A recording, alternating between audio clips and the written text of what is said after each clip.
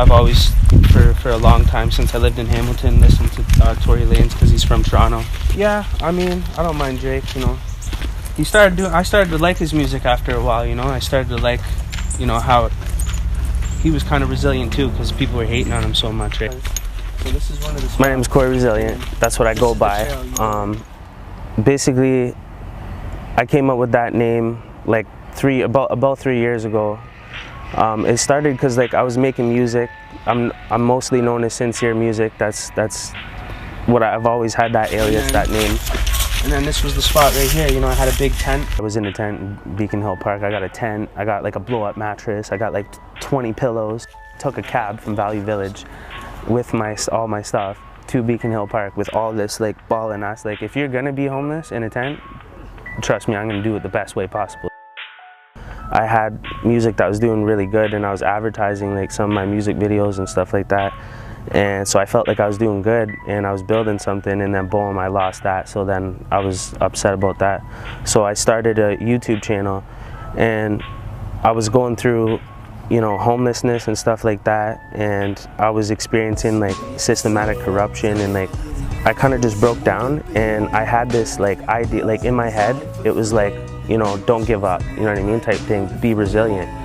And then I was like, oh, you know, Cory Resilient. I was like, yeah, I'm resilient, you know, I'm not gonna give up type thing, right? I just kind of took on the name, and I was like, you know, it's like a lifestyle now where, you know, it's just to be resilient, really, you know. I agree, there's something that I need. Before I leave this earth, there's something I gotta see. Things that I never did. When I made that song, you know, I was going to jail and stuff like that.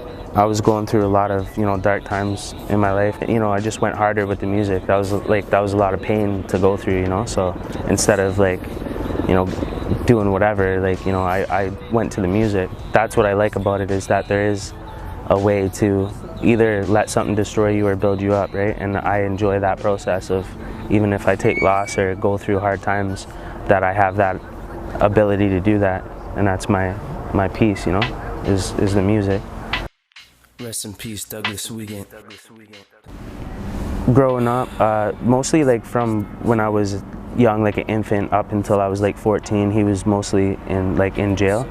And then, you know, in the times that he was there, it was just like him and my mom. They drank a lot, like alcoholics and stuff like that, and they would fight a lot. So they went their separate ways. He went to jail for like, I think like almost 10 years for an armed robbery or something like that. And got out not too close to when I was 14, and then I ran away from my mom's because that was like an abusive like setting, and I ran away and I moved in with my dad, and everything was okay for a bit, but he started doing drugs again, and he started drinking again. Had a dream that I would make it as a rapper and show every human being all the lies the world hides and let Jesus in. He started actually getting me to sell drugs when I was like 14, 15 years old, around that time. And you know, I grew up around that kind of a lifestyle of people that were selling drugs and like gang members and stuff, and they were you know, so that's what I remember of my life with my dad. It was pretty dark. And then he went to jail for 3 years for something that me and him actually did. We did a crime together, but he said I wasn't involved, and I got away, and he went to jail for 3 years. And then got out when I was like 18 or something, and that's when I went to jail, and then he passed away. About to blow up from this music thing. I'll do this for my dad, I know he would be proud of me. But please don't cry, mom, I need you all around me. See, without you guys, there would never even be a me. I wonder how. So that's kind of how that all went down. It was all pretty ugly all the way through. And then he passed away, so it was just the nail in the coffin almost, you know. It was just like, I don't know how I'm gonna live, you know, through this. So, you know, but that's a lot to do with who I am now, you know what I mean, and why the whole time that I was going through homelessness, that I didn't give in to drugs, and I didn't give in to like temptations and get involved. And I never went back to crime, because I went to jail and my dad died and I missed the funeral, and that changed my life, right? So I was like, I'm not gonna do that to myself ever again, you know? I just keep pushing, you know, and it makes me wanna live a sober life and live a healthy life, you know, and just stay away from any influences like that. that's kind of how I ended up becoming homeless as well, is because that's the only life I knew since I was a kid, because my dad had me doing that, selling drugs, and that's the only way I knew how to survive. And I already had a criminal record, pretty extensive, you know, as a youth, so I couldn't get a job really. Yeah, so I became poor, you know what I mean, when I stopped selling drugs basically, and I couldn't function as a normal person and hold a job or get a job, and then there was the trauma and emotional damage that was done that I didn't know how to deal with yet. That's kind of what all that did to me. It was actually made me stronger and resistant to those things in life, you know, because I seen the damage firsthand, right? So, and that's in my music too. That's in the story, you know, and you know, yeah, so.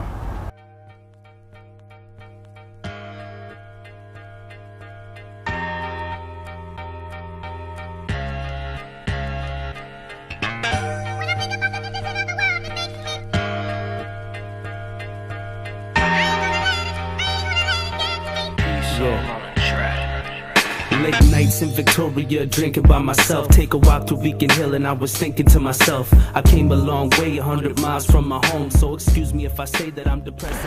Yeah, so when I first came out here, I started off with nothing, and I had to start from the bottom and work my way up, and I was going to the shelters and stuff like that, like the Salvation Army, and I just realized it wasn't like an environment that I could maintain myself in, you know. So I never would ever consider going in a tent and living out of a tent. Like, that was like the farthest thing from my reality. I'm like, I would never do that.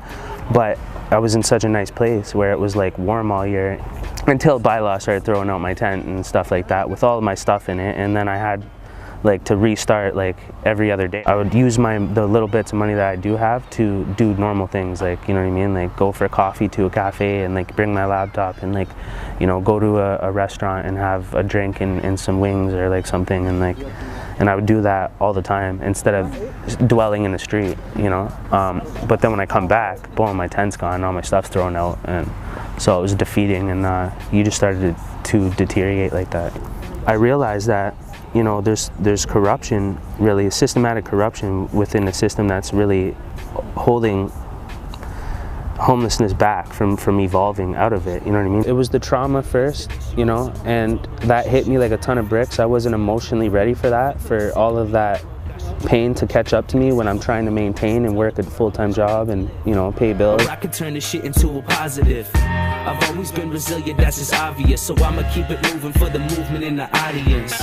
And then I broke down, you know, emotionally, and I wasn't prepared for that, and it costed me to lose my job. It costed me to fall back to homelessness. And then once I was there, it was like the stigma that was against me, you know, landlord stigma, renting stigma, like employment stigma. People wouldn't employ me, people wouldn't rent to me if they knew I was homeless or if I had a criminal record, and how could one ever progress out of a state like that if that was the case? Like, the system is literally built in a way that somebody that falls down through the cracks can't get back up through the cracks. Like, it's designed that way. A lot with more of the stigma was, you know, the hatred from society. Like, I'm just a person trying to survive and get out of these circumstances, and all of a sudden people are, you know, yelling at me out of their car, "Get a job, you bum," and like, "You junkie," and I'm like, "I don't even do drugs," and I'm like, you know what I mean? Like, I'm just trying to get on my feet. I don't have family, I don't have parents, I don't have people to take care of me if I hit rock bottom. There's nobody there. So my reality is I go back to each other. So there was no way out, you know, and I think that's a major problem, because somebody should be able to have the opportunity and the ability to get out of those circumstances, and there should be no burdening coming from the system or society. There's holes in the system that need to be fixed, and if they're not, then it's going to continue to contribute to homelessness and addiction, and it's going to create new users, it's going to create more homelessness. It's not going to solve the problem, and it's going to exhaust more funding unnecessarily, you know. And that's what I'm trying to do right now with the Existence Project, is like, I can see ways that things could work, and at least join me into the conversation so we can have that discussion and see if it can work, and let's just go through it together, you know, the person that's in office and the person that's off the street. That's never been done before, and now that's happening with the Existence Project. So yeah, I wonder how I made it. Everybody else didn't make it, yeah, so I wonder how I made it. Every day getting faded, yeah. I'm lucky that I made it out, you know, like fully not mangled, you know what I'm saying? I'm still a little bit put together, you know what I mean? So it's like, yeah, I wonder how I made it. That's what that was about. I've been off the street for like 8 months now, and you know, everything's changed pretty fast. See, it's a recovery house though, and I wasn't really going through addiction or alcoholism, you know, so it was more like I'm just trying to break the cycle of homelessness, and I would always go there off and on since I came to Victoria for those resources to maintain myself while I was going through homelessness. And so then they ended up offering me like to be a part of the residential program. I wasn't fighting an addiction, so I didn't feel like I should take up that space in a place where somebody else might need it, that what its purpose is for. But they basically gave me an opportunity to get off the street and live there, and they were gonna help me get on my feet, you know. So, and that's what they did, you know. And so I got in there, and I've been there for like 8 months, and that's where I met Marco from the Existence Project, and then started doing that work and told my story. And then it led to me getting like employed to the Existence Project, and then doing more workshops around, you know, my lived experience with homelessness, and trying to remove some of the stigma around that, and being a public speaker for the organization.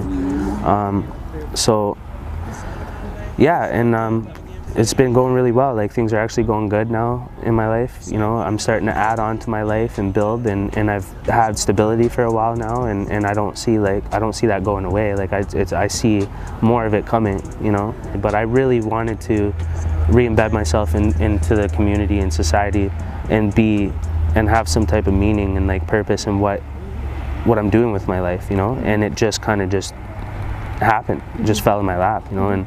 And then it felt like a responsibility, so I've been just going with it, and I think things are going well, you know, with me living there, and you know, things are just going up from here, really, you know. Just kind of turned into a responsibility, really, just naturally. Like, I couldn't walk away from that and just, you know, not add my experience with what I've been through. You know, I experienced an injustice going through homelessness, and realizing that there's some flaws in the system that are actually contributing to homelessness and addiction, and they're actually burdening our ability to progress out of homelessness. I'm just a normal person that went through a series of traumatic events in my life that just took me out of the game.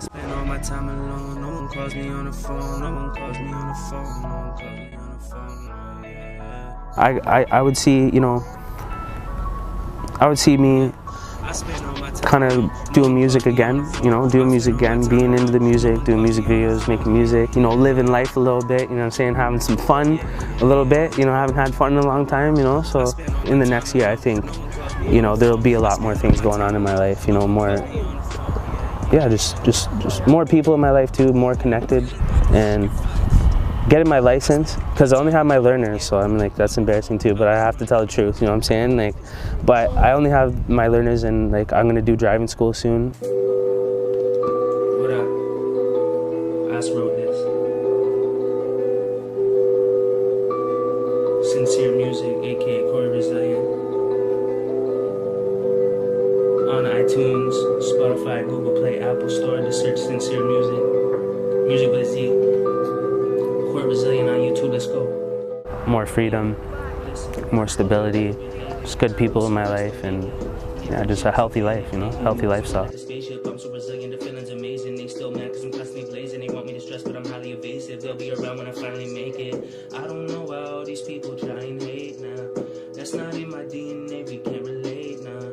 I've been on a different road, it's looking straight now. But I've been standing on the edge and looking straight down. Yeah, I already know. Think I've been there before. You don't know darkness, believe me, I seen it, I did it, I came from below. If you could feel all of my pain, then all your pain would go. If you were just a little kid and had no place to go, I was only trying to live and trying to find a home. Don't do drugs and I don't drink like I did before. Just a youngin' in the city trying to stay afloat. They didn't know that I'm the realest, yeah, and now they know. Funny, isn't it, what I would've done different? Couldn't picture this image, gotta go get it, now I'm winning. Satan's a pussy, can't claim it. God's got my back, it's amazing. They don't know I'm protected, inheriting all of my blessings. They ain't getting the message, trying to fuck up my progression. I'm overcome with depression, then I bounce back cause the truth's my weapon.